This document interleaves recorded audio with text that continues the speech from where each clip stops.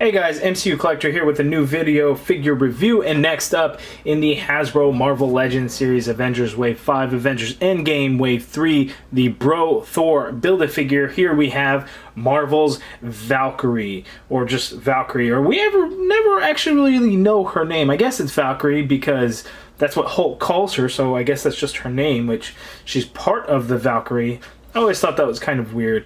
In the comics, we know that Valkyrie's name is Broomhild, I believe. I may not be pronouncing that correctly.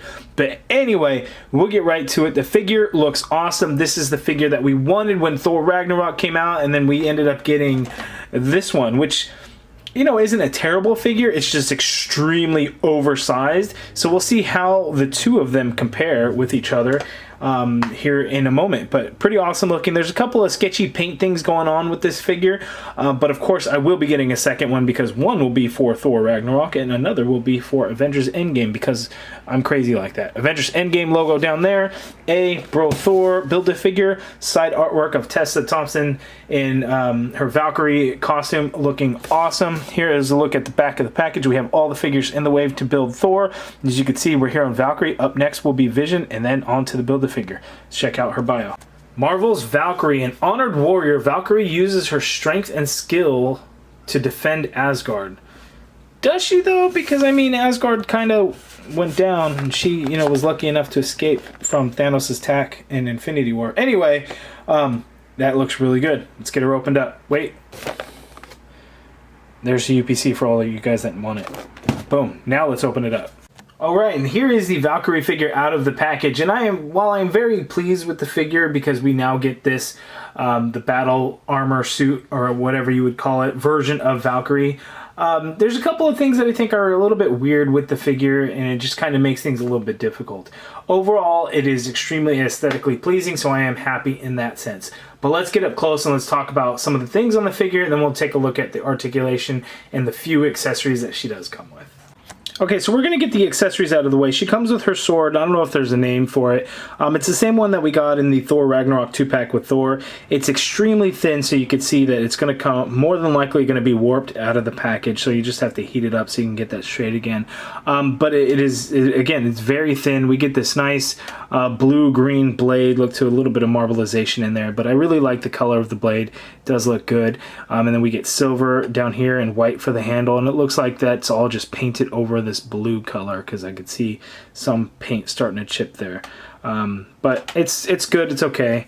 Here we get this sheath. This is the same that she came with before as well. It's very rubbery and pliable as well, and then you can just insert the sword into there like so. And again, like the Thor Ragnarok figure, she has nowhere to store this weapon, so it's just kind of there. And then, of course, we have the right leg to the Thor Build-A-Figure, so pretty cool. Okay, so getting real close up to the Valkyrie figure.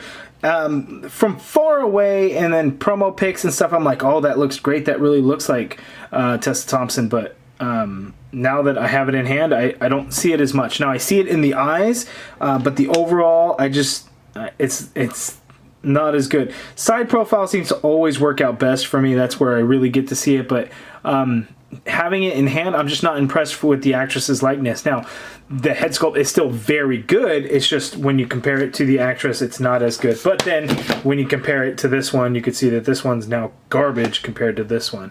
Whereas at the time, this was still very early on in the face print technology, so it was good at the time, but you could see the improvements that have been made over the last 2 years or whatever it's been. So really nice. So to get this out of the way, her cape just ports right into the back. She has a big peg hole there, and then you can see that it ports there, and it's just done in a blue color, and then I guess that's a Valkyrie logo. Not really sure. I don't recall seeing that on anything before.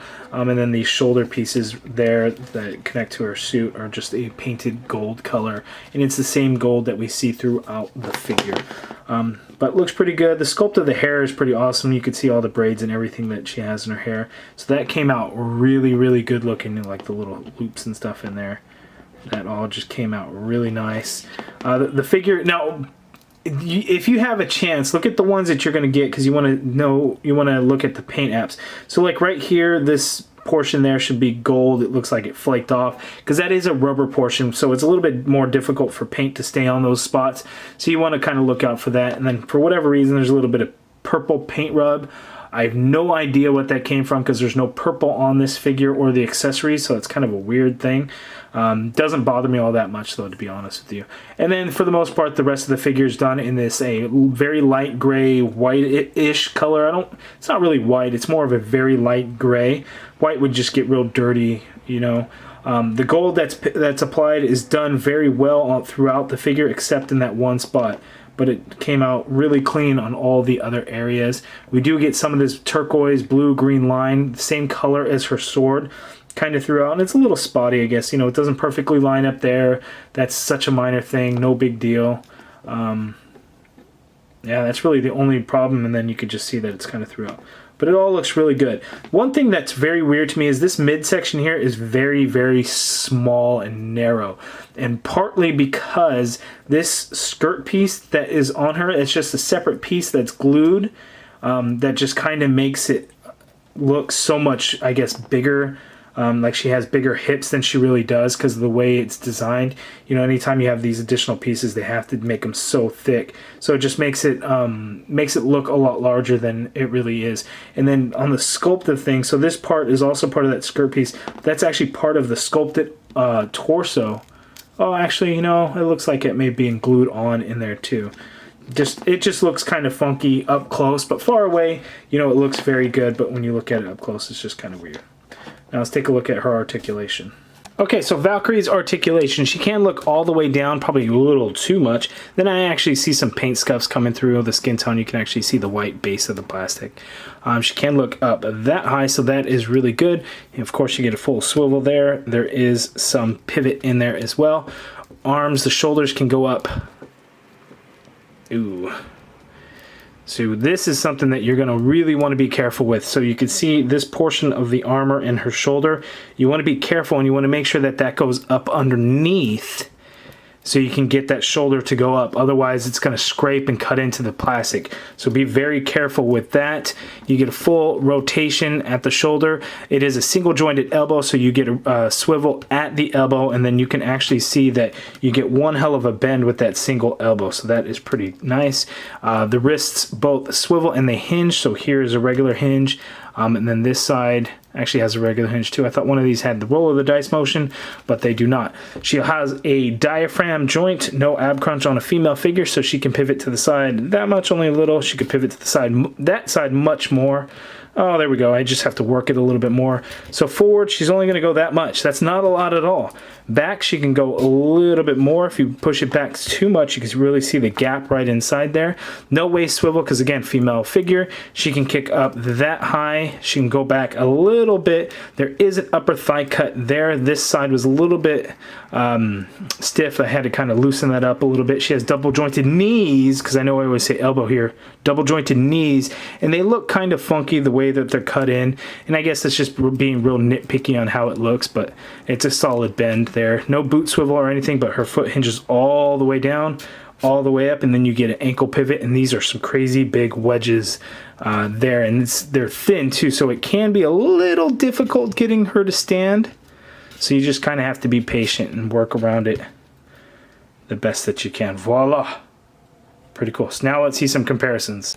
Okay, and here are the two Valkyrie figures together. And again, this one was extremely oversized, whereas this one I think is a better size. If anything, her legs do seem super long, but it is what it is. Now let's see her compared to Thor. Okay, so I have my Infinity War Thor out. I don't have the Thor Ragnarok Thor out, but they're about the same size. So this size comparison looks much better now because she was a lot shorter than Chris Hemsworth, and even in the film, and it was depicted that way. Whereas here, she wasn't nearly as short, and I just don't think it quite really looked right. But again, I think this figure is still also a little oversized, but they look good together. And here she is next to Hulk, and that's not a very good size comparison. So there is a better size comparison. So huge difference between the two, and I think that does look pretty good. Okay, and here she is next to Loki from Thor Ragnarok. And that size comparison, I think, actually looks pretty good. If anything, Loki has a pretty big head, especially that 6 head that he's got going on there. Okay, and then there's one final look at Valkyrie before we head out. So that is the review. You guys let me know down in the comments below. Are you happy to get this version of Valkyrie compared to this version? Let me know. I'm curious down in the comments below. If you guys liked the video, please hit that thumbs up button. It greatly shows your support, and I appreciate it. Subscribe if you haven't already done so. And as always, thank you for watching.